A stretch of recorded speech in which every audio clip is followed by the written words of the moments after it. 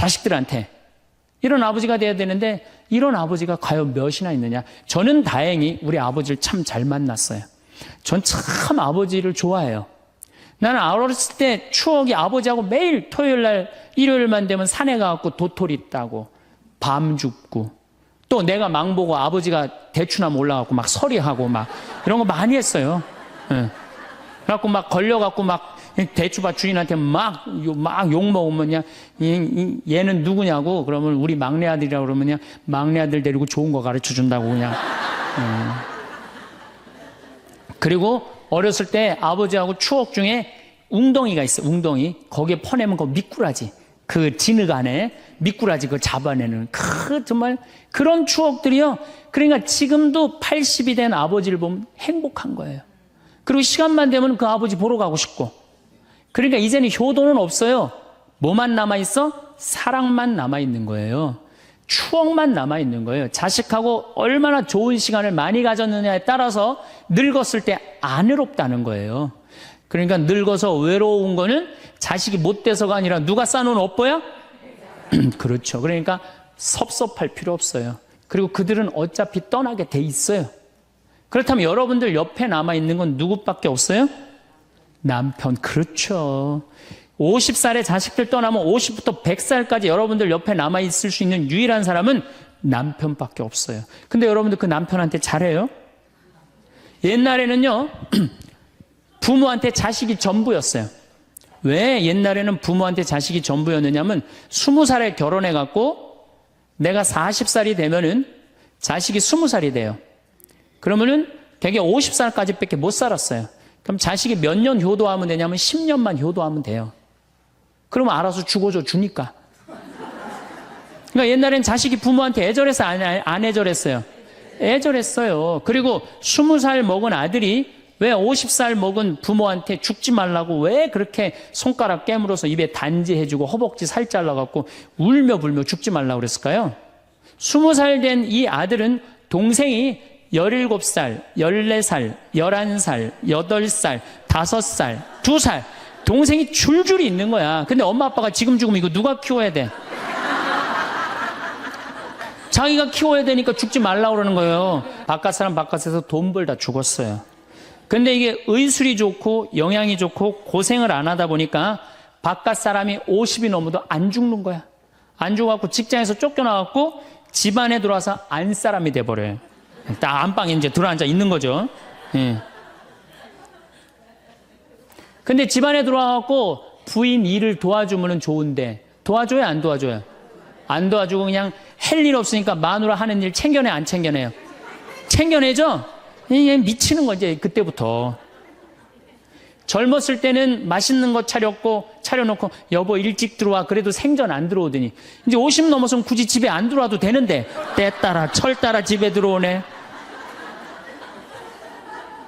그러니까 여러분들이 자식들 품에 안하고 키울 때는 외로운지 몰라요. 그렇죠? 근데 자식 떠나고 나면은 체인징 파트너를 해요. 이쁜 자식은 떠나고 쭈글쭈글한 남편이 돌아오는 거야. 그런데 50부터 110살까지 살려면은 젊었을 때 같이 여행 다니는 추억도 있어야 되고 젊었을 때 사랑도 쌓여 있어야지 50 넘어갔고 100살까지 있고 추억 먹고 살 거 아니에요. 근데 그런 추억이 하나도 없어. 그 50 넘어갖고 와갖고 그냥 잔소리만 하고 그냥 그러면은 그 남편이 싫은 거예요. 그러니까 서로 한 집에 살지만은 각방 따로 쓰고 외롭게 사는 거죠. 여자는 언제 행복하냐면 남편이 자기 살림을 도와줄 때 행복하다고 그러더라고요. 내 얘기를 듣고 어떤 형제님이 17년 동안 설거지 할 생각을 한 번도 안 했대. 17년 동안. 그래갖고 이제 내 얘기를 듣고 이제 자기도 이제 해봐야 되겠다.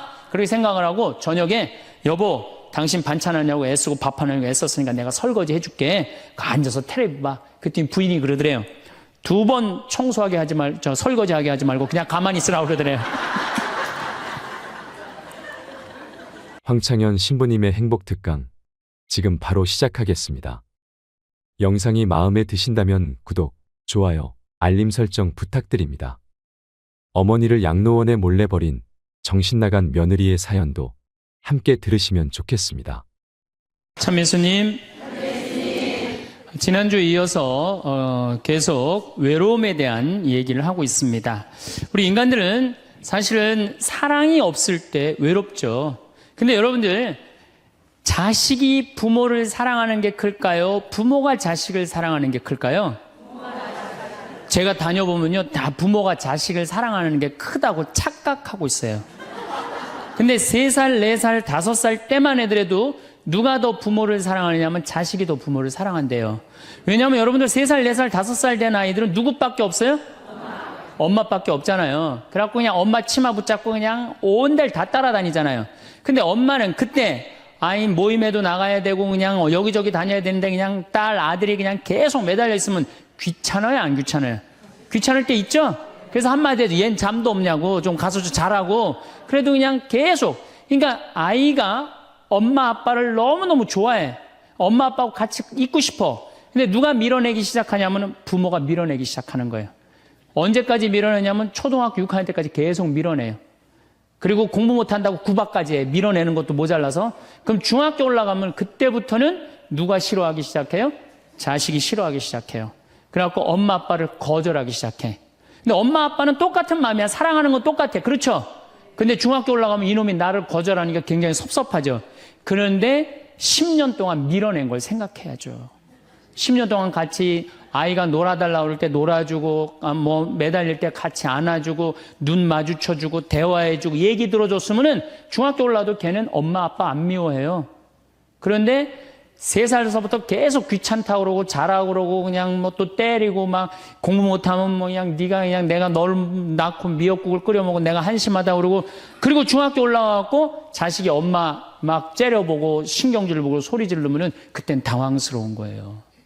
그래서 그런 착각을 하지 마시라는 거예요. 자식이 여러분들을 거절하게 되는 데는 누가 기여를 하는 거예요? 여러분들이 기여를 하는 거예요. 제가 신학교 때, 부제 때 매스컴 세미나라는 걸 했는데, 그때 어떤 자매가 와갖고 정말 내 눈물을 찔끔 나게 하는 강의를 한 적이 있어요. 이 자매가 아들이 셋 있었대요. 근데 아들이 셋 있는 집은 항상 둘째가 문제예요. 첫째는 첫째라고 잘해주고, 막내는 막내라고 잘해주죠. 그렇죠? 둘째는 항상 소외의식을 느껴요. 항상 피해의식을 느낀다고요. 우리 집에도 아들이 셋 있는데, 큰아들은 내가 봐도, 저 어머니 아버지가 왜 이해가 안 될 정도로 큰아들한테 잘했어요. 잘못해도 다 감싸 안아주고. 이게 큰아들은 대접받는 거죠. 저는 우리 집 막내였는데, 저는 정말로 사랑을 많이 받고 자랐어요. 전 중고등학교 다닐 때 내가 신발을 빨아본 적이 없어요. 형들이 다 빨아줬어요. 왜 빨아줬느냐면 안 빨아주면 어머니 아버지가 혼냈으니까, 막내 신발 빨게 한다고. 그래갖고 그냥 우리 집이 이제 제사를 지내도, 우리 집이 이제 아버님이 장손이라 1년에 어렸을 때 13번, 14번 제사를 지냈어요. 제사를 지내면은 제일 탐나는 게 제사상에 문어다리가 제일 맛있잖아요. 그런데 그냥 큰아들은 큰아들이라고 챙겨주고 막내는 막내라고 알아서 해주는데, 둘째 형은 문어다리 차지가 안 가는 거예요. 그래갖고 이제 제사 끝나고 나면 이제 고시리 한다고 그러잖아요. 귀신 마중 나가면은, 우리 식구들은 다 나가는데 둘째만 안 따라 나가는 거예요. 왜 안 따라 나가냐면 문어다리 훔치려고. 자기가 훔치지 않으면은 자기 챙겨줄 사람 아무도 없잖아요. 우리 둘째 형은 제사가 지나고 1주일이 지나도 2주일이 지나도 문어다리 물고 다녀요. 자기 어디다 감춰놨는지 모르는데. 그래갖고 제가 지금 얼마 전에 한 2년 전인가 설날 집에를 갔어요. 마침 설날은 제사를 지내니까 가갖고 물어봤어요. 아직도 둘째 형 문어다리 훔치느냐고 그랬더니 형하고 누나가 오늘도 문어다리가 없어졌다는 거예요. 그거 훔친 거지. 그러니까 50이 돼서도 그 어렸을 때 자기가 소외된 거, 피해의식을 보상받고 싶은 거예요. 이 집에 이제 아들이 이제 중학교 3학년, 초등학교 6학년, 초등학교 3학년 세 아이가 있었대요. 근데 마침 그날은 초등학교 6학년 둘째 아들만 집에 있었대요. 그래서 이 자매님이 남편한테 여보, 둘째 아이 좀 데리고 목욕탕에 들어가서 목욕 좀 시키라고. 그래갖고 아빠도 집에 있으니까 둘째 아들 이제 목욕을 시킨다고 목욕탕에 이제 들어갔대요. 근데 5분이 지났는데 남편이 얼굴이 새빨개져갖고 막 뛰쳐나왔대. 옷도 제대로 안 입고. 당신 왜 애 목욕시키라고 했더니 왜 뛰쳐나오냐? 당신 먼저. 여보, 내가 목욕을 하러 들어갔는데, 저놈이 이상한 말을 한다는 거예요. 그래서, 무슨 말을 하느냐고? 아니, 나도 벗고, 이제 자기도 이제 둘째 아들도 옷을 벗었는데, 딱 옷을 벗었는데, 둘째 아들이 눈을 똑바로 뜨고 아버지한테 그러더래요. 아버지도 벗고 나도 벗었으니까 우리 남자 대 남자로 아무것도 안 걸쳤으니까 솔직하게 말 좀 해보자고. 그래서 이놈은 무슨 얘기를 하느냐. 아니 초등학교 6학년 놈이 딱 빨개 벗고 아버지도 벗고 나도 벗었으니까 우리 솔직하게 얘기 좀 해보자고 그러니까 얼마나 당황스러워요. 그래서 무슨 얘기냐 그랬더니 아버지는 날 정말로 사랑하는 거냐. 무슨 소리냐. 지난 겨울에 아버지가 밤에 두부 심부름 시켰을 때 난 너무너무 밤에 나가는 게 무서웠다. 왜냐하면은 동네에 불량 형들이 걸리면 돈을 뺏고 그래서 난 밤에 나가는 거 너무너무 싫었다. 중학교 3학년 큰형도 있는데 내가 그래서 큰형 왜 안 시키냐고. 그러니까 아버지가 나한테 소리 지르고 나한테 갔다 그래서 내가 울면서 갔다 왔다. 내가 그렇게 무서운데 얼마나 내가 서러웠는지 알았느냐. 그 아버지 나 사랑하는 거냐. 내가 그렇게 마음고생하는 걸 아냐. 뭐 아버지 할 말 없지. 또 아니 내가 구두 닦았을 땐 한 번도 칭찬도 안 하는데 막내가 아버지 구두 닦으면 그렇게 좋아하고 칭찬하고 500원도 주고 그러는데 왜 나는 한 번도 그런 적이 없느냐. 그리고 우리 아들 셋이서 인사할 때 잘 다녀오시라고 그럴 때 내 머리 쓰다듬은 좀 있냐. 한 번도 없다. 막내 머리만 쓰다듬어 줬지. 날 사랑하는 거냐. 아들이 그냥 그렇게 물어보는 거예요. 당황스러운 거죠. 부모는 항상 세 아들 다 사랑한다고 그러지만은 자식이 느끼는 건 너무너무 섭섭했던 거죠. 그래서 이 아빠가 너무너무 당황스러워갖고 그랬대요. 나는 너를 너무 믿었기 때문에 심부름도 시킨 거고 난 너를 너무너무 믿었기 때문에 막내 어리니까 이렇게 한 거지. 난 이 셋 중에 너를 너무너무 사랑한다. 그리고 너무 당황스러워서 그냥 옷도 그냥 대충 입고 뛰쳐나온 거예요. 그 자리에서 너무 있기 미안해갖고. 그래갖고 제가 어떻게 하나 보라고 그랬더니 문을 빼꼼히 열고 보니까 아들이 눈에는 눈물이 뚝뚝뚝 떨어지는데 입에는 미소가 있더라는 거예요. 아빠가 날 사랑한다고 그러니까. 그러니까 누가 사랑하는 게 커요? 자식이 부모 사랑하는 게 큰 거예요. 그 사랑을 부모가 까먹고 자꾸 자식한테 못되게 하는 거죠. 그래서 여러분들 정말로 우리가 부모라는 게 중요해요. 아버지가 없는 자식들은 참 힘들어요. 아버지가 없는 자식들은. 여러분들 삼국 통일을 한 궁예, 왕건, 견우, 후백제 거기에 궁예 얘기를 좀 할게요. 궁예가요. 뭐 역사적으로 뭐 확실하진 않지만 47대나 48대 경문왕 아들이었대요. 이 셋 중에 제일 난 사람이에요. 왕건은 귀족 아들이고 견우는 평민 아들이야. 근데 궁예는 왕의 아들이었어요. 근데 아버지 없이 자랍니다. 아버지 없이 자라요.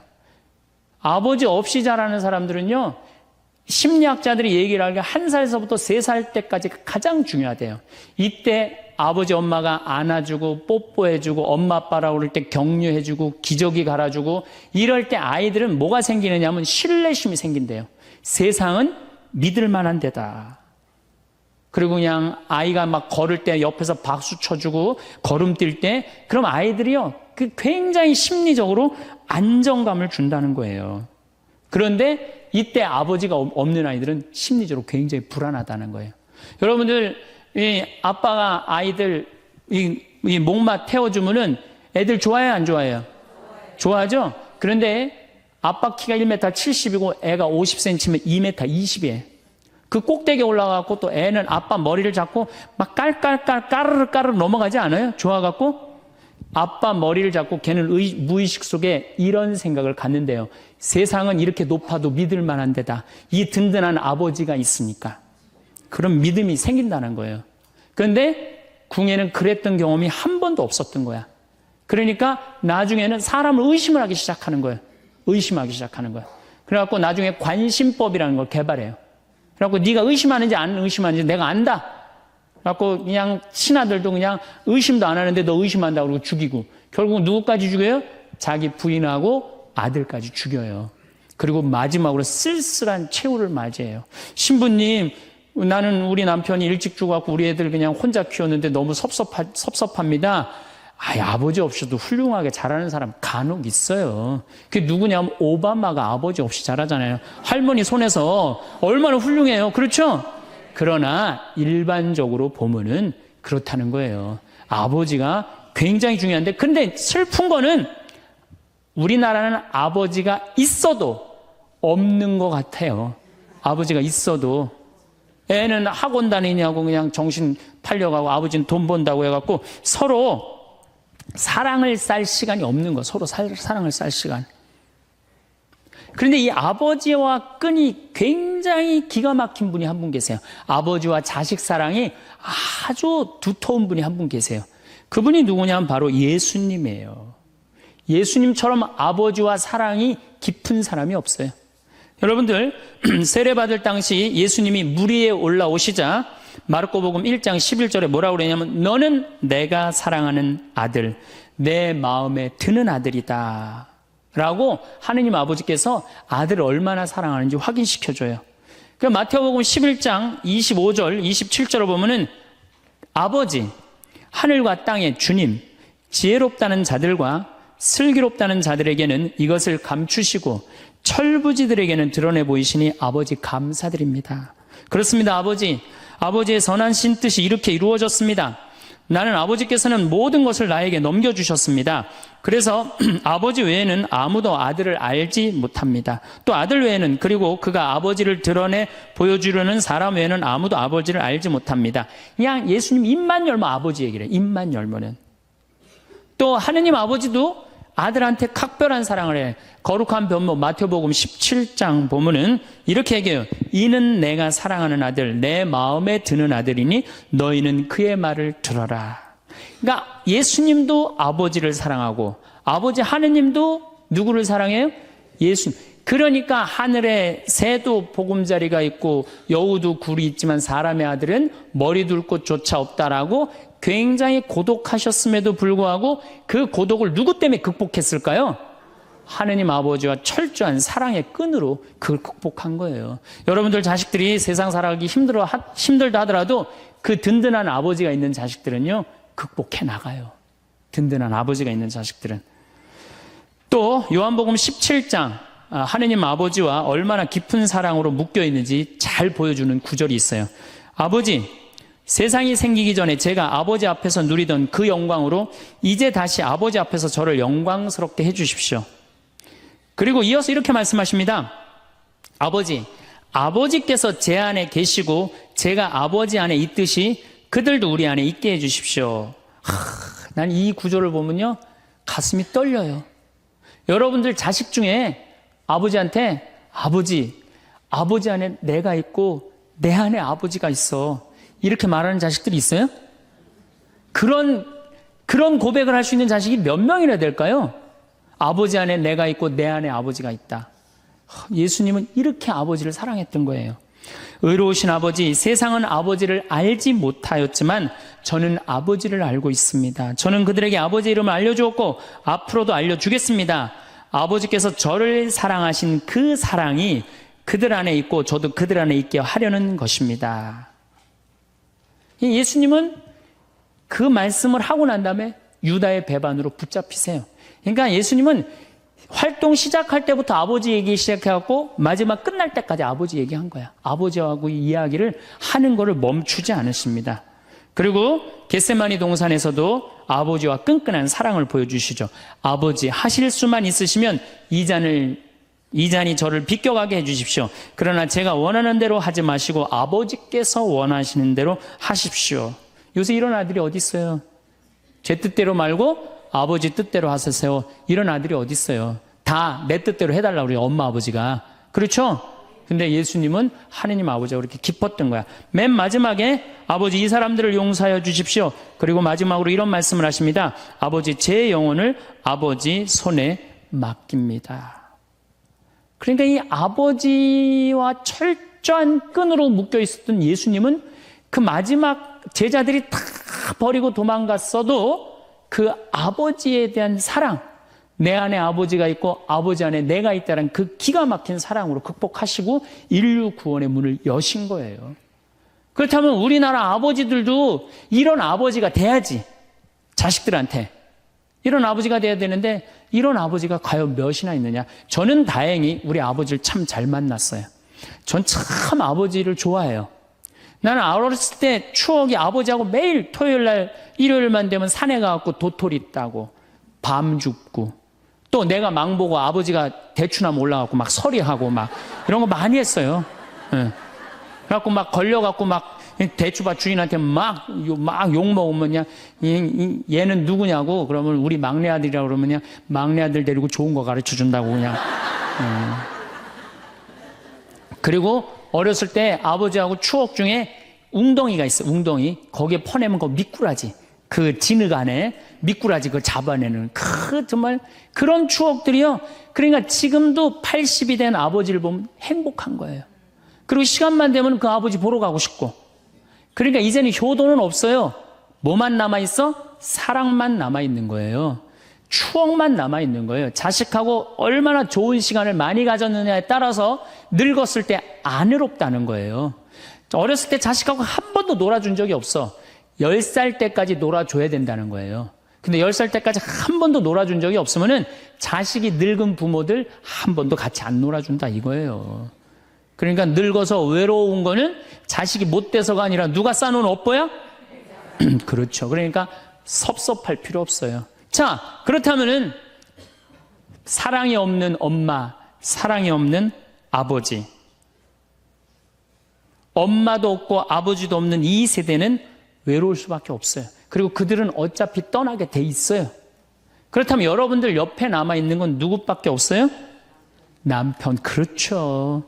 50살에 자식들 떠나면 50부터 100살까지 여러분들 옆에 남아있을 수 있는 유일한 사람은 남편밖에 없어요. 근데 여러분들 그 남편한테 잘해요? 옛날에는요, 부모한테 자식이 전부였어요. 왜 옛날에는 부모한테 자식이 전부였느냐면 20살에 결혼해갖고 내가 40살이 되면은 자식이 20살이 돼요. 그러면은 되게 50살까지 밖에 못 살았어요.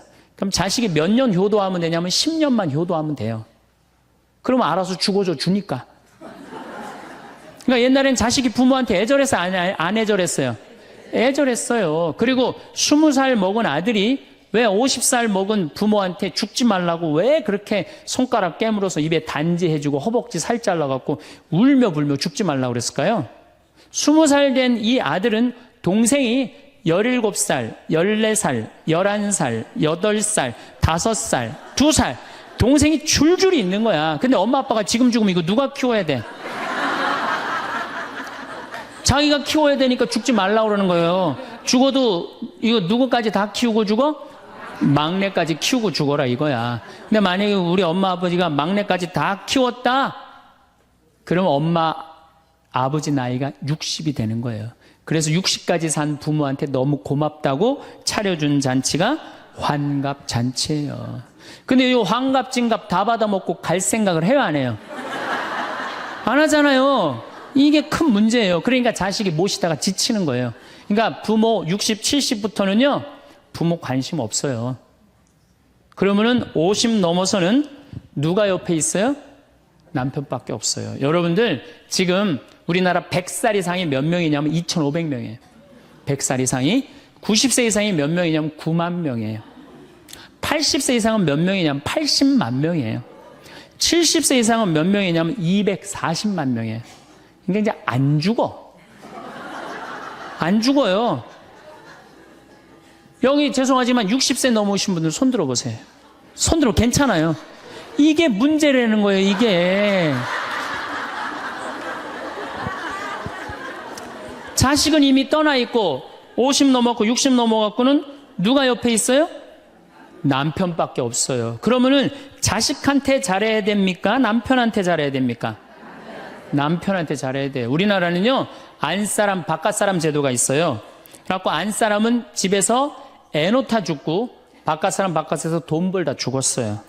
근데 이게 의술이 좋고 영양이 좋고 고생을 안 하다 보니까 바깥사람이 50이 넘어도 안 죽는 거야. 안 죽어갖고 직장에서 쫓겨나갖고 집안에 들어와서 안사람이 돼버려요. 딱 안방에 이제 들어앉아 있는 거죠. 예. 근데 집안에 들어와갖고 부인 일을 도와주면 좋은데 도와줘요, 안 도와줘요? 안 도와주고 그냥 할 일 없으니까 마누라 하는 일 챙겨내, 안 챙겨내요? 챙겨내죠?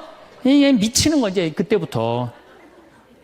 젊었을 때는 맛있는 거 차려놓고 여보 일찍 들어와 그래도 생전 안 들어오더니 이제 50 넘어서는 굳이 집에 안 들어와도 되는데 때 따라 철 따라 집에 들어오네. 그러니까 여러분들이 자식들 품에 안 하고 키울 때는 외로운지 몰라요. 그렇죠? 근데 자식 떠나고 나면은 체인징 파트너를 해요. 이쁜 자식은 떠나고 쭈글쭈글한 남편이 돌아오는 거야. 그런데 50부터 110살까지 살려면은 젊었을 때 같이 여행 다니는 추억도 있어야 되고 젊었을 때 사랑도 쌓여 있어야지 50 넘어갔고 100살까지 그 추억 먹고 살 거 아니에요. 근데 그런 추억이 하나도 없어. 그 50 넘어갖고 와갖고 그냥 잔소리만 하고 그냥 그러면은 그 남편이 싫은 거예요. 그러니까 서로 한 집에 살지만은 각방 따로 쓰고 외롭게 사는 거죠. 그래도 여러분들은 괜찮아요. 여러분들은, 우리 신부들은요 진짜 불쌍해요. 생각을 해봐요. 20살에 신학교 들어갔어요. 그래서 30에 신부 돼요. 그래갖고 옛날엔 75세 은퇴였어요. 75세 은퇴? 75세는 그래도 괜찮았어요. 은퇴하고 그냥 거의 바로 이제 세상 떠나시니까 요즘 70세로 은퇴가 내려왔어요. 그리고 이제 65세로 내린대요. 65세 은퇴해도 된다. 이렇게 내린대. 왜? 서울교구 우리 보좌 신부님들 뭐 10년, 12년, 13년 하잖아요. 그러니까 빨리 은퇴할 사람 빨리 하고 보좌들 빨리 본당 내보내야 되니까 빨리 은퇴해라 이거야. 그러면은 65세부터 은퇴해갖고 우리 부관장 신부는 110살까지 산단 말이야. 그러면은 20살에 신학교 들어갖고 65세까지 45년 혼자 살아. 그래갖고 65세 은퇴하고 110살까지 또 혼자 살아. 45년, 90년 혼자 사는 거야. 그래서 나는 우리 신부님들 은퇴시키는 거 반대하는 신부예요. 65세 은퇴시켜갖고 다시 보좌 신부로 발령을 내라.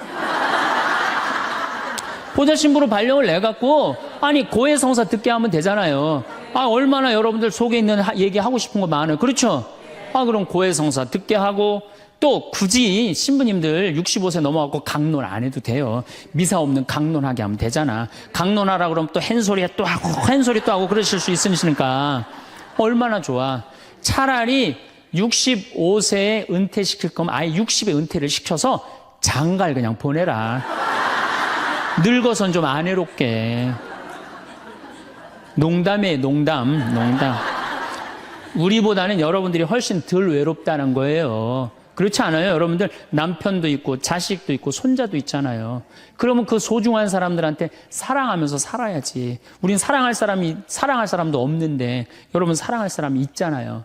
그럼 조금만 내가 잘하면 되는데 그게 안 되는 거예요. 우리나라 여자들이요. 이 세상이 너무너무 여자 살기 좋은 세상이 돼갖고 여자들이 지금 뭐가 뭔지도 모르고 살아요. 집에서 남편들, 여러분들 남편들이 200만 원, 300만 원 벌어갖고 돈 갖다 주잖아요. 여러분들 길 지나가다 보면은 여러분들 10,000원 주는 사람 있어요? 지나가는 남자가? 없죠? 남편은 200만 원, 300만 원 한 달 뼈 빠지게 갖고 갖다 주잖아요. 그럼 잘해줘야 될 거 아니야. 그렇지 않아요? 그것도 1, 2년 갖다 준 것도 아니고 20년, 30년 갖다 줬으면 잘해줘야 될 거 아니야. 근데 집에서 그런 기가 막힌 남편 왕대접 해줘요? 개 다음으로 대접해. 개 다음으로. 집에 마누라 자식 먹여 살린다고 이마가 땅바닥에 닿도록 인사하고 다니는 거. 여러분들 남편들 다 나가면 그래요. 그럼 집에서 왕대접 해줘야 될 거 아니야. 집에서도 왕대접 못 받아. 직장에서도 왕대접 못 받아. 어디 가면 왕대접 받아요. 룸사롱 가면 왕대접 받아요. 룸사롱 가면은 막 그냥 가슴이 볼랑말랑한 옷 입고 그냥 여자들이 그냥 허벅지 뜯어진 치마 입고 그냥 머리도 그냥 생머리 싹 하고 그냥 사장님 오셨느냐고 그냥 팔짱도 끼고 그냥 술도 따라주고 그냥 또 그냥 안주 드시라고 그냥 땅콩 오징어 말아갖고 입에 막 넣어주고.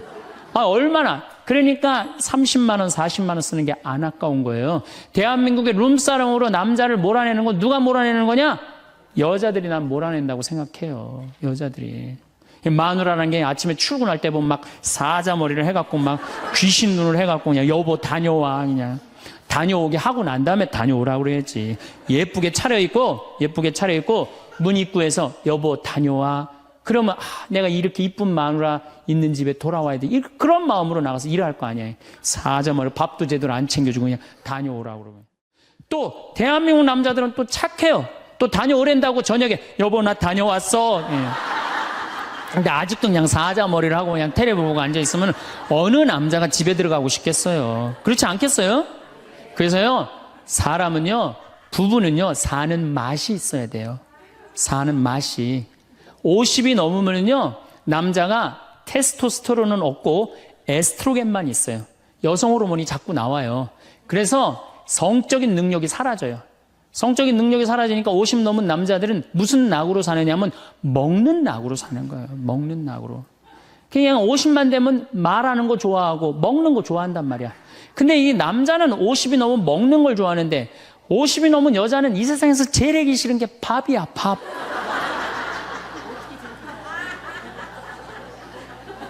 그러니까 그냥 둘이 사는데 왜 김치찌개를 끓여도 한솥 끓여. 그냥 하기 싫으니까 귀찮으니까 한솥 끓여갖고 그냥 다음날 아침에 그냥 그거 졸여갖고 아침상에 올려놓고 그냥 저녁엔 또 오늘같이 하루 피정하고 저녁에 이제 여보 나 저녁 집에 가서 먹을게 그러면 또 그거 볶아갖고 저녁상에 또 올려놓고 좀 회도 떠갖고 예? 여기 가깝잖아요. 회시장 가갖고 우럭 회 맛있잖아요.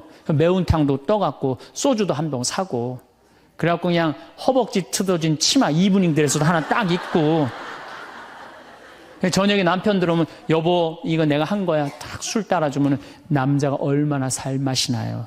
사는 맛 나지 않겠어요? 예, 좀 신선로도 좀 해갖고 탁 하고 짜장면도 좀 만들어주고 베트남 국수도 좀 해서 주고 요즘 뭐 또 순대 또 그냥 유명한 데 많잖아요. 전화하면 택배로 다 보내주잖아요. 순대도 탁 썰어갖고 그냥 간 썰어갖고 그냥 소주 한 잔 탁 하고 신부님 무슨 돈으로 그런 걸 합니까? 애 휴학시키고 자식은 무슨 자식이야. 지금 누구밖에 없어요? 부부밖에 없어요. 애 휴학시키고 그렇게 하세요. 신부님 난 휴학시킬 자식이 없는데 집 잡혀요. 나이 드신 분들은 은행에 가고 집 잡혀갖고 다 쓰세요. 자식 물려줄 생각하지 말고. 예. 그래야지 사는 맛으로 사는 거 아니에요. 그리고 부부는 사는 맛으로도 살아야지만 사는 멋으로도 살아야 돼. 사는 멋이 있다. 멋있게 살아야 될 거 아니에요. 근데 나는 제일 가슴 아픈 우리 자매님들이 어떤 분들이냐면은 자기를 꾸미지 않는 분들이에요. 이쁘게 좀 이쁜 옷도 사 입고 그래야 되는데 생전 자기가 무슨 군인이야? 집에 있어도 파마를 해도 꼭 철모 뒤집어 쓴 거 딱 1년 내내 풀어지지도 않는 거 쓰고 앉아갖고 그냥 생전 그냥 마누라라는 게 그냥 맵시 있는 옷 한 번 제대로 입지도 않고 그럼 남편이 사는 맛이 있어요? 사는 멋이 있어요? 좀 꾸며야죠, 본인이. 예쁜 옷도 좀 사서 입고, 좀 브릿지도 좀 넣었다가, 머리도 그냥 생머리도 했다가, 이쪽으로도 묶었다가, 저쪽으로도 묶었다가, 어느 날 좀 틀어도 올리고, 이래야지 그냥 남자가 사는 맛도 있고, 사는 멋도 있을 거 아니에요. 생전 그냥, 옷도 그냥, 신부님 맵시가 있어야지 옷을 사 입죠. 그러면 좀 살도 좀 빼시고 그냥 이건 벤지 엉덩이지 구분도 안 되는 그냥 몸매를 가지고 그냥 그러니까 그냥 몸빼바지만 계속 짚고 이 집에 있으면은 어느 남자가 집에서 가고 싶어요. 본인을 꾸미시라는 거예요. 그래서 남자는요 사는 맛도 있고 사는 멋도 있는 거 멋도 있어야 돼요. 그래서 예쁜 옷 남편도 좀 꾸며주고 남편도 좀 나비 넥타이도 좀 하고 남자가 50이 넘으면요 제가 지난 그 미국에 한번 강의를 갔는데 너무 멋있는 부부를 봤어요. 남편이 한 60쯤 돼 보이는데 식사를 같이 하려고 그러는데 남편이 살짝 머리가 벗겨졌더라고요. 근데 부인이 사각모를 탁 차에 하더라고요. 남편을 바깥에서 만났는데 딱 했는데 부인이 여보 이거 써 탁 씌워주는데 너무 멋있더라고요. 여러분들 앞 백화점에 가갖고 남편 좀 사각모도 좀 멋있는 거 좀 중절모도 멋있는 거 사서 탁 씌우면 얼마나 좋아. 그렇지 않아요? 옷도 이제 50이 넘으면요 단색을 입어야 돼요. 노란색을 입든지 초록색을 입든지 아니면 빨간색을 입든지 그래야지 좀 젊어 보이는데 이거는 그냥 김치국물 떨어져도 안 보이는 체크무늬 사서 입혀갖고 그냥 1년 내내 빨아주지도 않고 그냥 맛도 없고 멋도 없는 거죠. 그래서 좀 무슨 돈으로 애 휴학시키고 자식은 무슨 자식이에요. 여러분들 이제 50이 넘어가갖고요. 여러분들의 유일한 동반자는 누구밖에 없다? 남편밖에 없다. 그럼 남편한테 잘해줘야죠. 50이 넘으면 또 남자들도 문제는 문제예요. 이 남자는 50이 넘어가면 친구가 없어져요. 오로지 방에만 있는 거 집에만.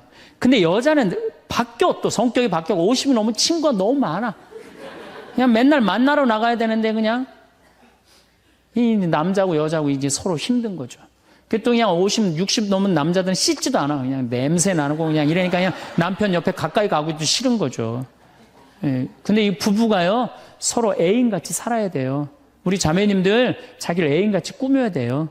그래갖고 언제든지 집에서도 깔끔하고 예쁘게 차려입으면 남자가 기분이 좋잖아요. 집도 좀 화분도 좀 예쁜 거 좀 해놓고 여행도 좀 다니고 둘이 공연도 좀 가고 극장도 좀 보러 다니고 이래야지 그냥 사는 맛도 나고 사는 멋도 날 거 아니에요. 그래서 제발 좀 성지순례 좀 가세요. 제가 여러분들한테 꼭 부탁하고 싶은 거는 옛날에 중세시대는요, 성제 집 다 팔아 갖고 갔어요. 다 팔아서 그냥 예루살렘 가는 걸로 끝나는 거예요. 거기서 죽어도 여한이 없다고. 그러니까 여러분들도 예수님 어제 복음에 자케오 얘기 나왔죠?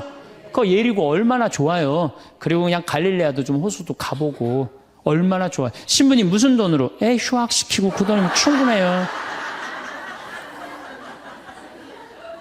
한번 갔다 오면은요, 신앙이 틀려지거든요.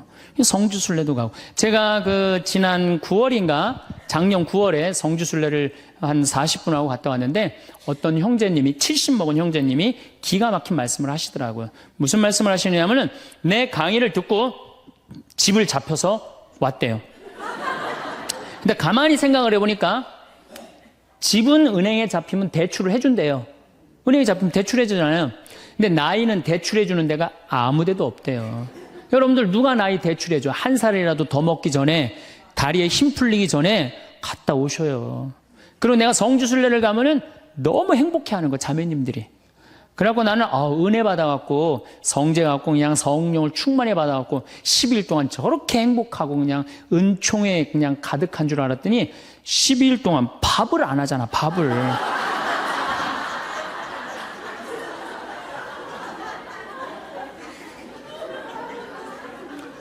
남편, 부부는 맛도 있고 멋도 있어야 되지만 기도 살려줘야 돼. 남편 기도 살려줘야 돼요. 50이 넘어갖고 남편 기 살려줄 사람이 직장에서 기가 살겠어요? 사회에서 기가 살겠어요? 본인이 기가 살겠어요? 유일하게 기 살려줄 수 있는 사람은 누구밖에 없어요? 부인밖에 없어요. 부부가 50이 넘으면요, 자식들 떠나고 둘만 덩그랗게 집에 남아서 50년을 같이 살아야 돼요. 말을 정말로 남편 즐거운 말, 남편 좋은 말, 우리 남편 아직도 알통 튼튼하다. 우리 남편 아직도 어깨가 그냥 대유평 평야 같다. 이런 말 해주는 게 중요한 거예요. 그런데 그냥 말을 진짜 못해. 내가 2000년 역사상 말 진짜 못하는 놈 한 놈 알고 있어요. 어떤 놈 진짜 말 못하느냐 하면은 십자가상 예수님 십자가 위에 매달렸을 때 왼편의 강도. 진짜 말 못하는 놈이에요, 그놈. 이제 십자가 매달렸어. 너무 아파.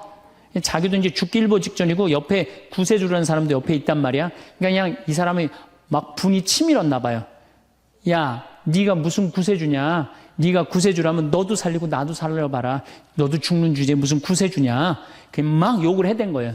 그러니까 예수님이 그냥 매달려갖고 아파 죽겠는데 이놈이 이상한 소리 하니까 대꾸도 안 해요. 대꾸도 안 해. 성서 보면은 그냥 가만히 계세요. 근데 내가 2000년 역사상 진짜 말 잘하는 사람 한 사람 알고 있어요. 그게 누구냐면 오른편 강도예요. 얼마나 말을 잘하느냐면은 그렇게 얘기를 하니까 이 왼편에 있는 강도 혼내요. 야, 이놈아, 니놈하고 나는 죽어도 싸. 강도 짓을 했으니까. 근데 저분이야말로 무슨 죄가 있어. 가난한 사람, 병든 사람 함께 해주고 인간 사랑하신 분인데, 그리고 이 강도가 한마디 해요. 주님, 마지막 날에 저를 기억해 주십시오. 그러니까 그냥 예수님이 왼편에 있는 놈한테는 대답도 안 하던 예수님이 그렇게 아파도 오른편에 있는 강도한테 한마디 해요. 너야말로 오늘 나와 낙원에 들 것이다. 이 말 한마디 잘한 바람에 그냥 예수님하고 1호로 천당에 올라간 사람 아니야. 그렇지 않아요? 루카복음 23장에 나오는 얘기예요. 루카복음에. 그러니까 여러분들 남편 칭찬을 해주세요. 남편. 얼마 전에 제가 우리 동창 신부 아버님이 돌아가셔갖고 장례미사를 갔는데 마침 그날 어떤 동탄에 있는 본당 총회장님이 은퇴 신부님 10분을 초대해갖고 식사, 보고 초대를 했어요. 부인이 보고 요리를 할 줄 알아갖고. 그래갖고 이제 그 집에 가고 보고를 먹는데, 신부님들, 은퇴 신부님들 보니까 머리가 다 벗겨진 거야, 다. 머리가 다 벗겨져갖고 있더라고요. 근데 내가 그날 마침 이제 장례미사를 해갖고 우리 주교님을 뵀는데 우리 주교님은 그래도 머리가 많이 나셔갖고 모자를 앞에다 쓰신 거야. 그래갖고 참 보기가 좋더라고요. 주교님이 아주 얼굴이 하얀이 선비같이 생기셨거든요. 그래서 내가 저녁 먹으면서 아유 신부님들은 이렇게 머리가 벗겨졌는데 우리 주교님은 아직도 머리가 나셔갖고 모자를 앞에다 쓰는데 참 보기 좋더라고. 그랬더니 은퇴 신부님 10분이 황 신부 주교님한테 가갖고 아이 샴푸 못 쓰는지 좀 알아봐 달라고 막 그러더라고요. 그런데 우리 식사를 한 총회장님, 그 동탄의 총회장님이 신부님, 저는 40부터 머리가 완전히 벗겨졌는데 한 번도 머리 벗겨진 것 때문에 스트레스 받은 적이 없다는 거예요. 그게 무슨 소리냐? 그랬더니 자기 부인이 40에 본당 3옥 임원이었는데 3옥회를 하고 집에 들어오면 막 짜증을 내고 들어온대요. 그 문을 열고 딱 한다는 부인이 첫 입을 열어서 하는 소리가 답답해 죽을 뻔했다고. 여보 3옥회가 그렇게 답답해? 그러면 그 부인이 그런데 여보 나는 3옥회를 하는데 60이 먹은 그 본당의 회장님들이 머리가 빽빽하게 꽉 차 있으면은 그 머리를 보고 회의를 하면 가슴이 답답하다는 거야. 그리고 이제 자기 남편을 보고 머리가 완전히 대머리인 남편을 보고 한마디 한대요. 이제야 가슴이 뻥 뚫린다고. 이게 얼마나 남편을 기를 살려주는 말이에요. 그렇지 않아요? 그러니까 여자는 맛도 있고 멋도 있고 누구 기도 살려줘? 남편 기도 살려줘야 되는 거예요. 부처님은요 7종류의 아내가 있다고 그래요. 첫째, 남편을 죽이는 아내가 있대요. 더러운 마음을 가지고 남편에 대한 사랑이 없고 남편을 업신여기는 아내. 아내가 권력 있으면 남편이 모든 것을 참고 침묵하기 때문에 그 참느냐고 빨리 죽는데요. 남편을 죽이는 아내가 있대요. 두 번째는 도둑과 같은 아내가 있대. 남편이 힘들게 돈 벌어 갖고 오면은 그거 그냥 막 써갖고 그냥 살림살이 엉망으로 하는 아내. 도둑과 같은 아내. 셋째, 주인과 같은 아내. 주인 행세하는 거죠. 그래갖고 그냥 자기는 일 안 하고 남편 막 시키는 주인과 같은 아내가 있고. 그 다음에 네 번째는 어머니와 같은 아내가 있대요. 항상 남편을 사랑하며 자식 대하는 것처럼 남편을 보호해주는 아내가 있대요. 그 다음에 누이 동생과 같은 아내. 남편을 섬기기를 다하고 자매와 같은 귀여움을 떨고 애교를 떠는 그런 누이 동생과 같은 오빠 하면서 그런 아내가 있다는 거예요. 그 다음에 친구 같은 아내가 있다는 거예요. 직장에서 마치고 피곤해서 돌아오면은 남편을 반가이 맞이해주고 술 한잔을 하면서 하루를 이야기를 나누는 친구 같은 아내. 그 다음에 이건 시대에 좀 안 맞지만은 종과 같은 아내, 남편을 극진히 섬기는 아내가 있다는 거예요. 여러분들은 7번째 중에 몇 번째에 들어가세요?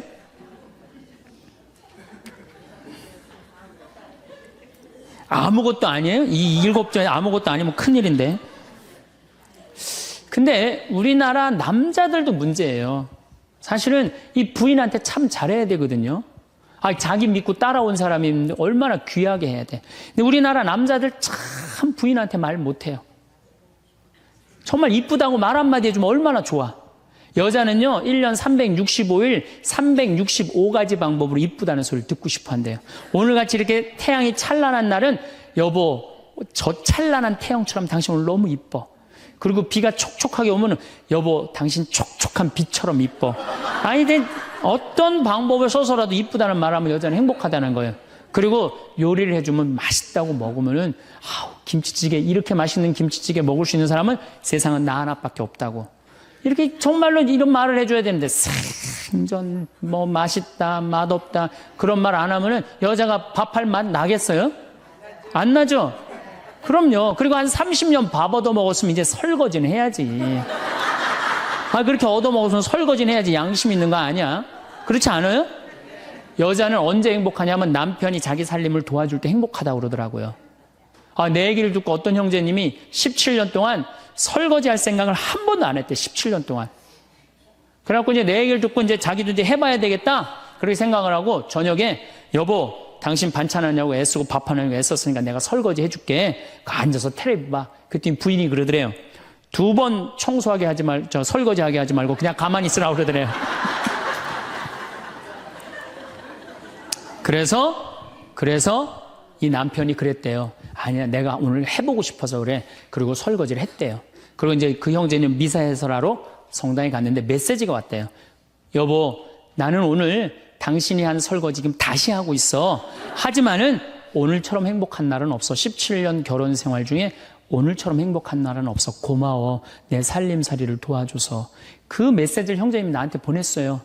신부님, 요 조그마한 거 이렇게 행복할 수 있는데 내가 왜 이제까지 안 했는지 모르겠다고. 그러니까 우리 정말 부인한테, 정말로 자매님들한테 서비스 해줘야 돼. 이제는 서로를 사랑해야 돼요. 서로를 사랑하고 아껴줘야 돼요. 근데 우리나라 남자들이 얼마나 말을 못하냐면 이게 진짜로 있었던 일이에요. 65살 먹은 형제님이 꿈을 잘 꾼 거야. 그래갖고 로또를 산 거야, 금요일 날.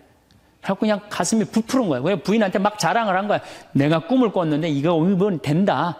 그리고 보통 꿈이 아니다. 막 돼지가 막 수천 마리 왔다 갔다 한 꿈을 꿨는지. 그래갖고 그냥 막 들떠 있는 거야. 그러니까 부인이 콧소리로 한마디 한 거야. 여보, 그 로또 되면 당신 그 돈 뭐 할 거야? 그랬더니 남자가 정색을 하고 그러더래요. 내가 이 로또 되면은 온 세상 사람한테 다 나눠줘도 당신한테는 한 푼도 안 줄 거야. 아니, 아직 된 로또도 아닌데. 당첨되고 난 다음에 그러면 몰라도 당첨도 안 됐는데. 귀양 이렇게 말하면 얼마나 좋아요. 여보, 당신 평생 나한테 시집 와갖고 고생만 했는데 내가 로또 되면 내가 당신 다 줄게. 쓰고 싶은 대로 다 써. 아니, 당첨도 안 된 로또인데. 그렇게 말하면 얼마나 기분이라도 좋아요. 근데 그냥 내가 온 세상 사람한테 다 나눠줘도 당신한테 한 푼도 안 줄 거야. 이게 할 말이에요. 근데 우리나라 남자들이 이런다고요.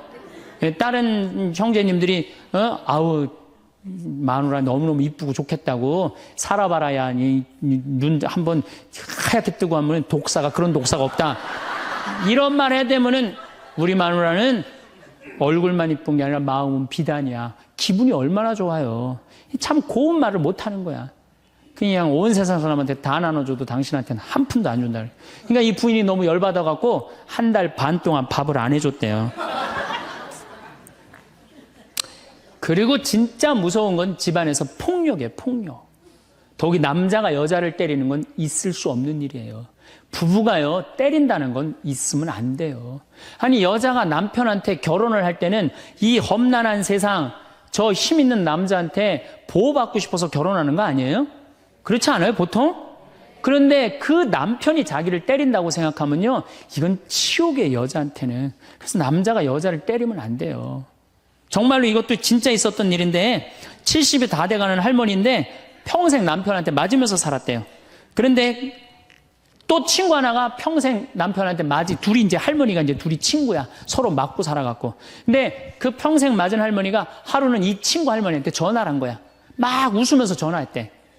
너 뭐가 이렇게 좋아갖고 전화했냐? 그랬더니 우리 남편이 이번에 병원에 갔는데 글쎄 3개월밖에 못 산다고. 나 지금 입을 뒤집어 쓰고 지금 웃으면서 너한테 전화하는 거라고. 이건 너무 불행하지 않아요? 너무 불행하지 않아요? 정말로 자기 부인 아파서 죽는데 따라 죽는 남편도 있는데 이게 그냥 자기 남편 3개월밖에 안 산다고 이불을 뒤집어 쓰고 막 웃으면서 그냥 전화를 할 정도면 이거 같이 살지 말아야지. 그렇죠? 그러니까 여러분들 남편한테 잘하세요. 또 여기 있는 우리 형제님들 누구한테 잘해요? 그래도 나이 먹어갖고요. 여러분들 지금 신부님 난 도저히 우리 남편하고 못 살 거예요. 지금 바꿔봐야 거기서 거기에요. 지금 바꿔봐야. 자, 남자하고 여자하고 얼마나 서로를 이해를 못하느냐 하면은 남자는 하루에 2,000마디만 하면은 말 끝난대요. 근데 여자는 하루에 6,000마디를 해야 된대요. 그러니까 여자가 훨씬 말이 많은 거죠. 남자는 직장에 갔다 오면 할 말 끝난 거예요. 집에 할 말이 아무것도 없는 2,000마디 이미 다 했는데 할 말. 남자로 사람으로서 할 말 끝났는데 뉴욕의 게리 머커스라는 교수가 이 통계를 냈어요. 그래갖고 여자는 남자가 남편이 집에 들어올 때만 기다리는 거야. 이웃집 아줌마 얘기도 하고 싶고 본당 욕도 하고 싶고 막 그래갖고 기다리고 있는데 남편이 들어와서 여보, 그 집 남편은 그렇게 힘들게 돈을 버는데 여자는 맨날 찜질방 다니고 그냥 링크코트 입고 다니고 정신 나간 여자라고. 그럼 남편은 할 얘기가 없는 거야. 쓸데없는 소리 하지 말고 밥이나 내놓으라고. 그럼 여자는 미치는 거예요. 진짜 괜찮은 남자들은 어떤 남자들이냐면은 그래 여보? 그럼 안 되지. 부인이 살림을 잘 살아야지. 남자가 그렇게 고생을 하는데 추임새를 넣어주고 속으로 외우세요. 500마디, 1000마디, 2000마디. 그래갖고 딱 속으로 4000마디 딱 끝나면 여보 이제 자자. 이래야지 이 남자는 후환이 없는 남편이에요. 여자 말을 들어줘야 돼요. 예, 그래서 남자하고 여자하고 틀린 점이 이거야. 반대로 우리 자매님들은 여자는 흥분을 하면 5분이면 흥분이 끝난대요. 그래갖고 막 장보러 들어와갖고 막 욕을 5분만 하면은 아무 일도 없었던 듯이 부엌에 들어가고 콩나물도 따고 멸치 대가리도 딴대요. 아무 일도 없었던 듯이. 근데 남자는 5분 동안 바가지 긁을 동안 가만히 있는데요. 5분 지나면 그때부터 승질이 나기 시작한대. 근데 남자는 한번 승질이 나면 최소한 30분은 성질을 내야 된대. 그러니까 5분 지나고 나가고 이제 그때부터 이제 여자는 마음이 착 가라앉은 상태에서 저녁 준비를 하는데 그때부터 남자는 이제 거실에서 소리 지르는 거야. 내가 말이야 뭘 잘못했다고 네가 맨날 그러냐고 막 소리 지르면 마음이 가라앉은 여자가 나와서 남자 불을 질러요, 속에다가. 뭐라고 그러냐면 당신은 말만 하면 이렇게 성질을 내고 그러느냐고. 자기는 이미 다 흥분 가라앉은 상태에서 막 성질 내는 남편한테 불은 자기가 질러놓고. 그러면 안 된다는 얘기죠. 30분 동안 길길이 뛰게 놔두란 얘기예요. 승질을 건드려 놨으면은. 어쨌든 우리가 이 인생을 외롭게 살고 싶지 않다면은 부부가 사랑하는 수밖에 없어요. 그래야만이 우리 인생이 풍요로워요. 더욱이 여러분들 노년 50년 60년 부부밖에 없어요. 훈련하면 된대요. 그 부부 사랑 훈련하는 그 많은 책자를 읽어보면요, 그 서로 훈련이 안 돼 있어서 그렇지 훈련하면 서로 사랑한대요. 그리고 외롭지 않다는 거예요. 다음 시간에는 이제 정말로 그렇다면 구체적으로 우리가 외롭지 않는 방법에 대해서 이야기를 나누도록 하겠습니다. 감사합니다. 평온했던 가족의 일상은 갑작스러운 소식으로 얼음장처럼 굳어졌습니다. 홍정자 할머니의 목소리는 떨리는 갈대처럼 흔들렸습니다. 성우야, 이 일을 어쩌냐? 너희 아버지가 쓰러지셨어. 작은 아들의 눈은 놀란 사슴처럼 커졌습니다. 갑자기 이게 어떻게 된 거예요? 큰 아들은 거센 바람에 부러진 나무 마냥 힘없이 대답했습니다. 의사 선생님 말로는 심장마비이신 것 같대. 어머니 모시고 먼저 가 있어. 작은 아들은 결심한 듯 말했습니다. 하지만 막내딸의 목소리는 불안했습니다. 오빠, 앞으로 엄마 어떡할 거야? 아버지도 안 계신데. 큰 아들의 마음은 방향을 잃었습니다. 하도 갑작스러워서 어떻게 하는 게 좋을지 모르겠다. 큰 며느리는 단호했습니다. 어떡하긴요, 혼자 사셔야죠. 아직 정정하시잖아요. 막내딸의 말은 겨울바람에 흔들리는 마른 나뭇가지처럼 쓸쓸했습니다. 내일 모레 칠순이 정정해요. 노인들은 언제 어떻게 될지 모르는 거예요. 큰 며느리의 대답은 냉정했습니다. 아가씨, 무슨 말씀을 그렇게 극단적으로 해요? 어쨌든 이참에 엄마 모실 생각하세요. 막내딸은 절박했습니다. 큰 며느리는 마음의 문을 닫은 듯 무감정하게 대꾸했습니다. 갑자기 모시라는 건 좀 곤란하죠. 각자 생활이 있는데. 작은 며느리가 제안했습니다. 그래요. 우선은 혼자 사시라고 하고 자주 가보면 되잖아요. 얼마나 자주요? 한 달에 한 번이요? 막내딸의 목소리는 격앙돼 있었습니다. 큰 며느리의 대답은 차가운 겨울 바람처럼 날카로웠습니다. 그렇게 어머니 걱정이 되면 아가씨가 모시면 되잖아요. 댁으로 모셔가면 될 거 아니에요? 뭐라고요? 작은 아들은 분위기를 전환시키려 노력했습니다. 네 말도 잘 알았으니까 좀 진정해. 형이랑 나랑 잘 해결할 테니까 너무 걱정 말고. 큰 아들은 어머니를 바라보며 물었습니다. 정말 혼자서 괜찮으시겠어요? 차라리 저희 집에 며칠 와 계시겠어요? 작은 아들의 제안은 찬바람 속에서 피어난 따뜻한 봄날 같았습니다. 홍정자 할머니는 말했습니다. 걱정 마라. 난 여기가 제일 편하다. 내 걱정들 말고 얼른 가서 쉬어라. 큰 아들은 마지막으로 당부했습니다. 그럼 무슨 일 있으면 바로 전화하세요. 저희 집 여기서 가까우니까 금방 달려올게요. 작은 아들의 말은 봄비처럼 따스했습니다. 홍정자 할머니는 다들 가라며 그들을 배웅했습니다. 가족의 따뜻한 사랑과 걱정이 할머니의 마음을 어루만지며 그들은 각자의 길을 가면서도 하나의 마음으로 어머니를 품에 안고 있었습니다. 홍정자 할머니는 자신이 힘들 때마다 아들들에게 수시로 전화를 걸었습니다. 그러나 그 전화는 사회생활을 하는 아들들에게 부담이 되기 시작했습니다. 큰 아들에게 걸려온 전화는 어머니의 외로움과 불안을 담고 있었습니다. 큰일 났어. 얼른 집에 좀 와봐라. 누가 자꾸 집에 찾아오는 것 같아. 어머니의 목소리는 겨울바람에 휩싸인 나뭇가지처럼 떨렸습니다. 큰 아들은 어머니의 불안을 달래주기 위해 서둘러 집으로 향했습니다. 그러나 도착한 그를 기다리고 있던 것은 신문 배달원을 낯선 방문객으로 착각한 할머니의 오해였습니다. 둘째 아들에게 걸려온 전화는 거실등이 나갔는데 내가 갈아보려다가 그만 삐끗해서 넘어졌지 뭐니. 둘째 아들은 걱정이 가득한 마음을 안고 어머니의 곁으로 달려갔습니다. 힘들었지만 아버지가 돌아가신 것을 생각해 기꺼이 들어드릴 수밖에 없었습니다. 하지만 어머니의 다음 요청은 둘째 며느리에게까지 이르렀습니다. 변기가 막혀 물이 넘칠 지경이었습니다. 어머니, 사람 부르세요. 뭐가 꽉 막힌 것 같은데 제가 이걸 어떻게 뚫어요? 어머니와 며느리 사이에는 빙판 같은 오해와 답답함이 쌓여갔습니다. 결국 홍정자 할머니는 더 이상 혼자 살기 어렵다고 느꼈습니다. 내가 사는 이 집을 처분해서 살림을 합치면 어떨까 하는데 그 순간 둘째 며느리와 둘째 아들은 어머니의 집 시세를 알아보며 적극적으로 할머니를 모시기로 마음먹었습니다. 집 전세금 뺀 돈과 어머니의 집을 합쳐 새로운 보금자리를 마련하기로 한 그들의 결정은 긴 겨울을 지나 꽃이 피는 봄날의 약속처럼 희망찼습니다. 힘들어도 해야지. 둘째 며느리의 말은 할머니를 모실 생각에 답답했던 가족들에게 큰 힘이 되었습니다. 큰 아들 부부와 둘째 아들 부부는 어머니의 집에 모였습니다. 서로의 안부를 묻는 그들의 마음속에는 한편으로 걱정의 무게가 가득 차 있었습니다. 어머니의 거처 이야기가 오늘의 주제였습니다. 첫째 며느리가 욕심 가득한 얼굴로 말했습니다. 더 이상 어머니를 혼자 계시게 하면 안 될 것 같아요. 그래서 말인데요. 이이가 큰 아들이니까 저희가 모실게요. 그러나 둘째 며느리는 확신에 찬 목소리로 대답했습니다. 하루 종일 빈집에서 집 지킬 일 있어요? 저희가 모실게요. 아직 우리 혁이가 어리니까 손주 재롱도 좀 보시고요. 어머니의 목소리는 가을 노을처럼 서글프면서도 따뜻했습니다. 나도 종일 혼자 있는 거 정말 못하겠다.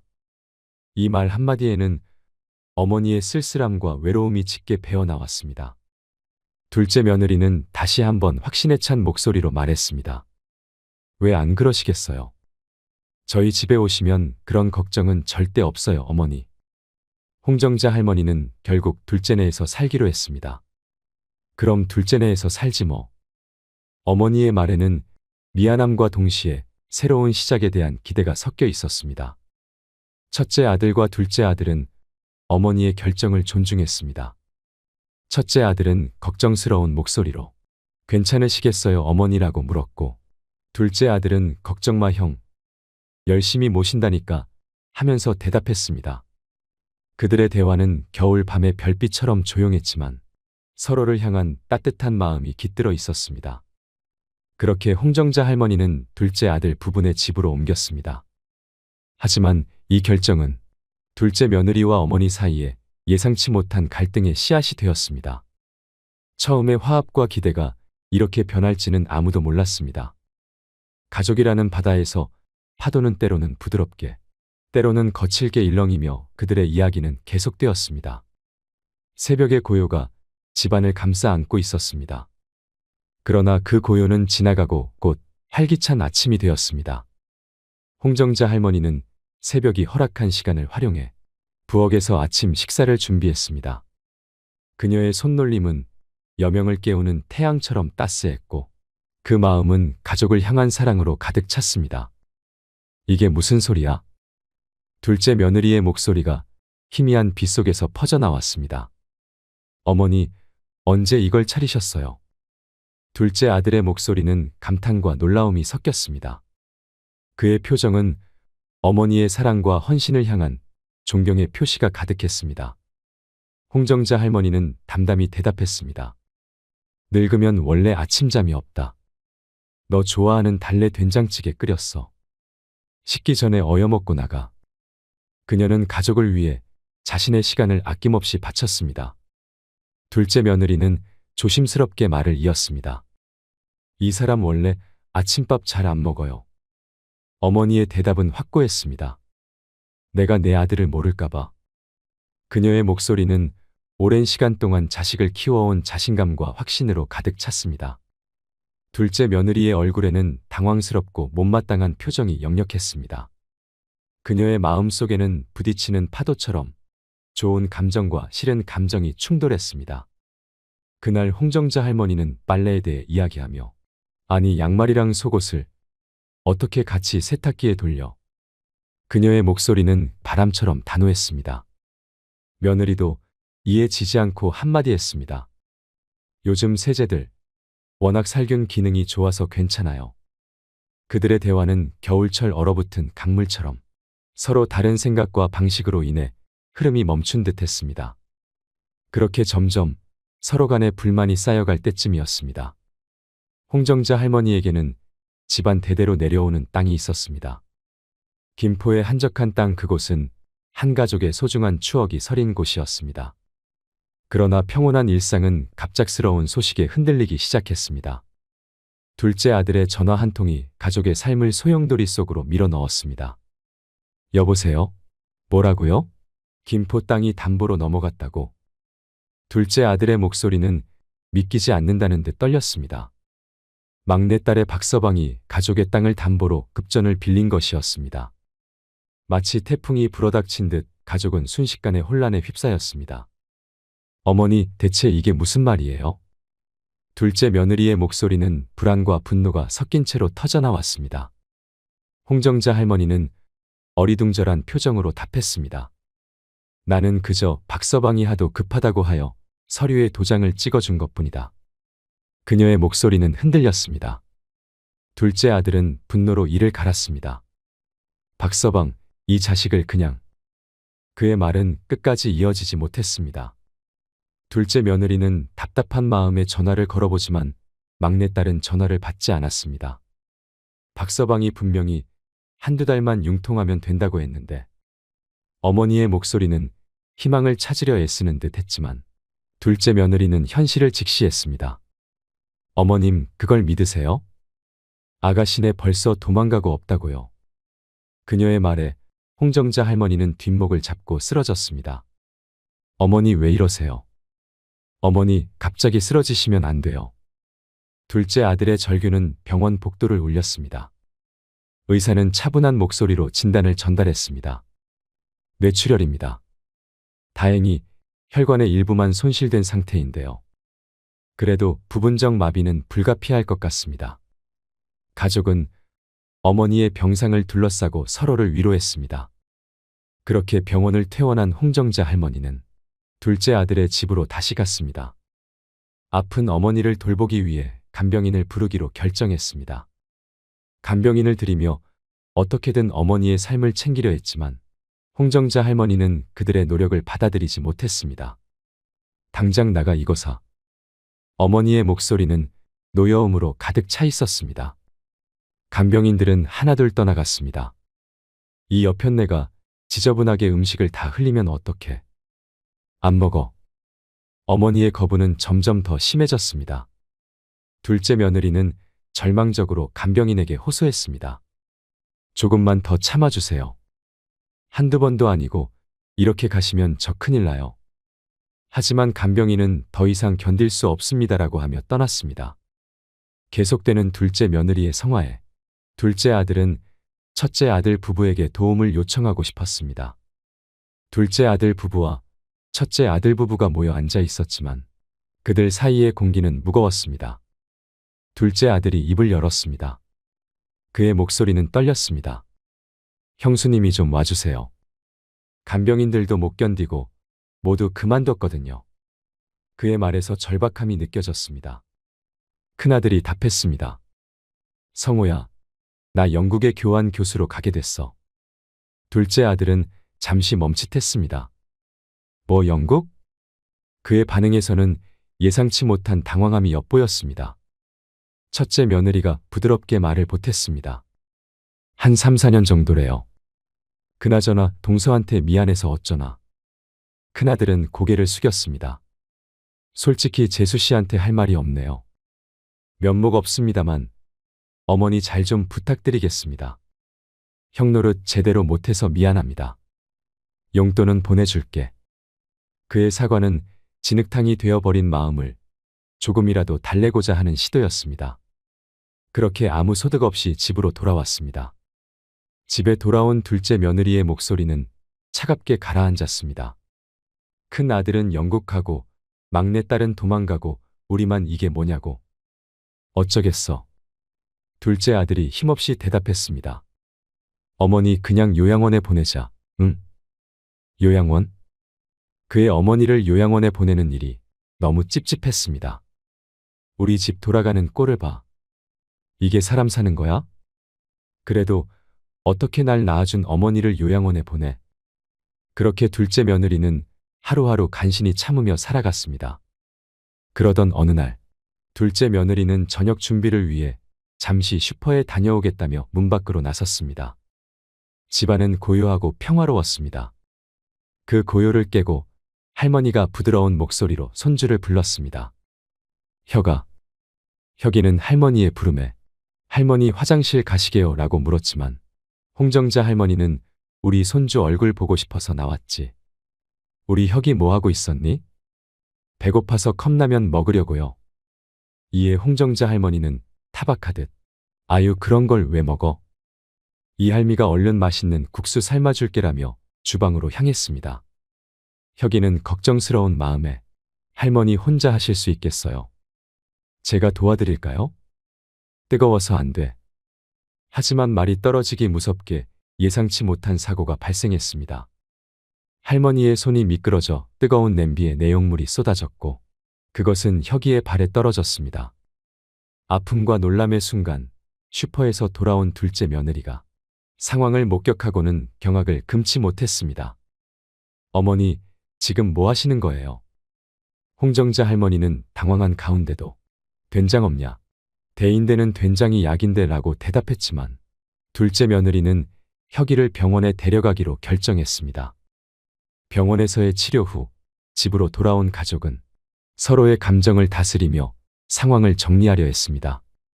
어머니의 걱정, 둘째 며느리의 노여움, 그리고 둘째 아들의 책임감이 충돌했습니다.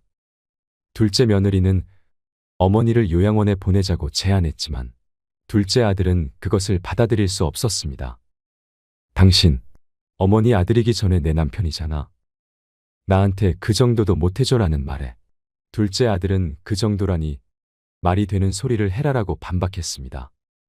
그렇게 며칠 뒤 둘째 며느리는 마음속 깊은 곳에서 우러나오는 미안함과 죄책감을 담아 어머니를 위한 진수성찬을 준비했습니다. 그녀의 마음은 마치 봄바람에 흔들리는 벚꽃잎처럼 섬세하고 불안정했습니다. 홍정자 할머니는 눈앞에 펼쳐진 밥상을 보며 놀라움을 감추지 못했습니다. 웬일이냐 내가? 둘째 며느리는 슬픔과 미안함이 서려있는 눈으로 대답했습니다. 그동안 죄송했어요 어머니. 변변히 반찬도 제대로 못 해드리고. 아침 식사 후 집안은 분주함으로 가득 찼습니다. 둘째 며느리는 헐레벌떡 여행 가방에 어머니의 짐을 잔뜩 꾸렸습니다. 어머니의 물음에 둘째 며느리는 당황한 듯 그러나 결연한 목소리로 대답했습니다.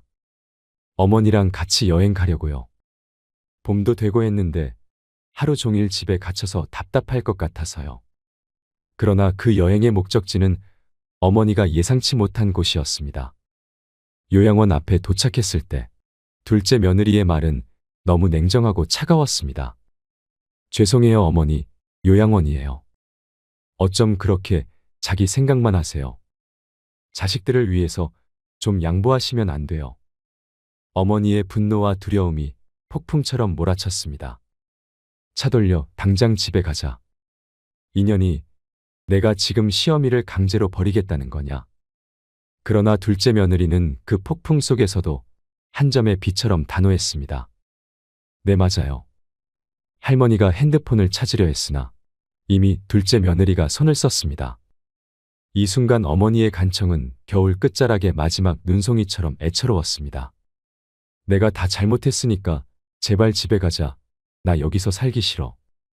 그러나 둘째 며느리의 결심은 굳건했습니다. 전 어머니랑 같이 사는 게 싫어요. 다른 집 며느리들은 어떨지 몰라도 전 늙으신 어머니 병수발 더는 죽어도 못하겠다고요. 저녁에 둘째 아들이 집에 왔습니다. 둘째 아들은 할머니가 집에 없는 것이 의아해 물어봤습니다. 어떻게 된 거야? 어머니 어디 가셨어? 당신 설마 진짜 요양원에 모신 거야? 그녀의 대답은 단호했습니다. 그래. 당신 미쳤어? 둘째 아들의 목소리는 놀람과 분노로 가득 찼습니다. 어떻게 이럴 수가 있어? 당신 엄마니까, 우리 엄마 아니고 당신 엄마니까. 그 순간 둘째 아들의 손이 둘째 며느리의 뺨을 시원하게 후려쳤습니다. 왜 때려? 뭘 잘했다고 되레 큰 소리야. 둘째 아들의 목소리는 더욱 높아졌습니다. 난 어머니 며느리기 전에 애 엄마고 당신 마누라야. 근데 내가 왜 모든 걸 버리고 어머니 수발을 들어야 해? 왜? 둘째 아들은 어머니를 요양원에 모신 행위만큼은 용서할 수 없다고 선언했습니다. 당신 마음 이해 못하는 거 아니야. 하지만 강제로 어머니를 요양원에 모신 건 절대 용서 못해. 빨리 말해. 어머니 어디에 모셨어? 어디야? 하지만 둘째 며느리는 거부했습니다. 싫어, 절대 말 못해. 결국 둘째 아들은 어머니의 위치를 알아내고 요양원으로 달려갔습니다. 그곳에서 그는 믿을 수 없는 장면을 목격했습니다. 어머니의 상태가 심각했고 의사는 이미 뇌 손상이 있었다며 마음의 준비를 하라고 했습니다. 막내딸이 도착해 상황을 물었습니다. 오빠, 이게 도대체 어떻게 된 일이야? 둘째 아들은 면목이 없는지 그저 고개만 떨구고 있었습니다. 언니, 우리 엄마 모시기가 그렇게 싫었어요. 어떻게 시어머니를 강제로 요양원에 집어넣어요? 사람이 어떻게 그럴 수가 있냐고요. 둘째 며느리도 지지 않았습니다. 그러는 아가씨는 그동안 뭐하다 이제 오세요? 어머니 처음에 김포 땅 날아가서 충격에 쓰러지신 거잖아요. 기막혀. 왜 이 모든 걸 내 탓을 해요? 언니야말로 엄마 병수발 들기 싫어서 강제로 요양원에 넣은 거잖아요. 막내딸이 받아쳤습니다. 그만들 좀 해. 어머니 쓰러져 있는데 이렇게까지 해야 속이 시원하겠어? 가족 간의 갈등은 더욱 심화되었습니다. 그러나 그 모든 다툼과 비난 속에서도 결국 홍정자 할머니는 세상을 떠났습니다. 할머니가 떠난 뒤 둘째 부부의 집은 조용했습니다. 잔인하게도 떠난 사람의 사정은 아무도 생각하지 않았습니다. 아니, 생각하고 싶지 않았을지도 모릅니다. 그러던 어느 날 둘째 며느리가 결단을 내렸습니다. 앞으로 이 방은 우리 혁이 공부 방으로 하면 되겠다, 그치? 그녀의 눈길이 아들 혁이에게로 향했을 때 그는 종이 위에 열중하여 무언가를 그리고 있었습니다. 근데 우리 아들, 뭐 그리는 거야? 며느리의 질문에 혁이는 눈을 빛내며 답했습니다. 20년 후 내 모습이에요. 학교 숙제예요. 이게 저고요. 이건 제 부인, 그리고 얘는 제 아들이에요. 그의 말에는 꿈과 기대가 담겨 있었습니다. 그 순간 며느리의 마음은 복잡해졌습니다. 엄마는 어딨어? 그녀의 목소리에는 무언가가 서려 있었습니다. 혁이의 대답은 담담했습니다. 엄마는 요양원에 있어요. 며느리의 놀람은 이루 말할 수 없었습니다. 그녀의 놀람은 단순한 의아함을 넘어서 자신이 어떤 미래를 아들에게 보여주고 있는지에 대한 깨달음으로 이어졌습니다. 혁이는 설명을 덧붙였습니다. 엄마도 할머니 요양원에 보냈잖아요. 늙으면 요양원에 가는 거 아니에요. 그의 말에는 어린이 특유의 순진함과 논리가 담겨 있었습니다. 그 순간 둘째 며느리의 마음에는 무거운 짐이 내려앉았습니다. 그녀는 자신의 행동이 아들에게 어떤 미래를 그리게 만들었는지, 그리고 그 미래가 과연 자신이 원하는 것인지 생각할 뿐이었습니다. 아들 몰래 시어머니를 양로원에 버린 며느리의 이야기가 어떠셨나요? 이 이야기가 실제 사연이라는 것이 마음을 더 씁쓸하게 만드는 것 같습니다. 우리는 왜 누구나 늙는다는 사실을 왜 모를까요?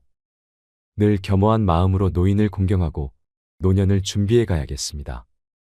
마지막으로 제가 좋아하는 글을 읽어드리겠습니다. 요양원에 들어간 어느 할머니가 남긴 편지입니다. 열심히 살 때는 세월이 총알 같다 하고 화살 같다 하건만 할 일 없고 쇠하니 세월 가지 않는다 한탄하시더이다. 정신 맑으면 무엇하리요? 자식 많은들 무엇하리요? 보고품만 더하더이다. 차라리 정신 놓아버린 저 할머니처럼 세월이 가는지 자식이 왔다 가는지 애지중지하던 자식을 보아도 몰라보시고 그리움도 사랑도 다 기억에서 지워버렸으니 그저 천진난만하게도 하루 세끼 주는 밥과 간식만이 유일한 낙이더이다. 자식 10여 남매 있으면 무엇하리요? 이 한 몸 거할 곳 없더이다.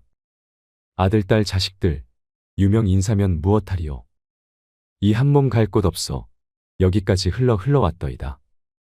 허리띠 졸라매고 최고 학벌 자랑하며 고생도 보람으로 알고 자식 뒷바라지 했던들 무엇하리요?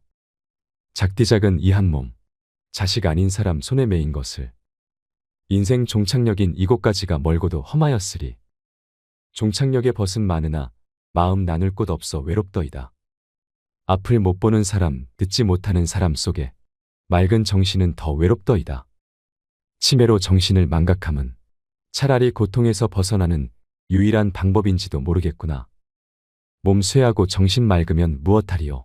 괴로움만 더한 것을. 가는 마당의 야속함도 사랑도 그리움도 추억도 정신에서 모두 내려놓으니 차라리 마음이 홀가분할 뿐. 모진 비바람 다 지나간 조용히 흐르는 저 호수 같은 잔잔한 마음으로 돌아갈 뿐인 것을. 이상으로 책틀맨이었습니다. 지혜를 쌓는 당신의 오늘이 아름답습니다. 더 좋은 영상으로 찾아뵙겠습니다.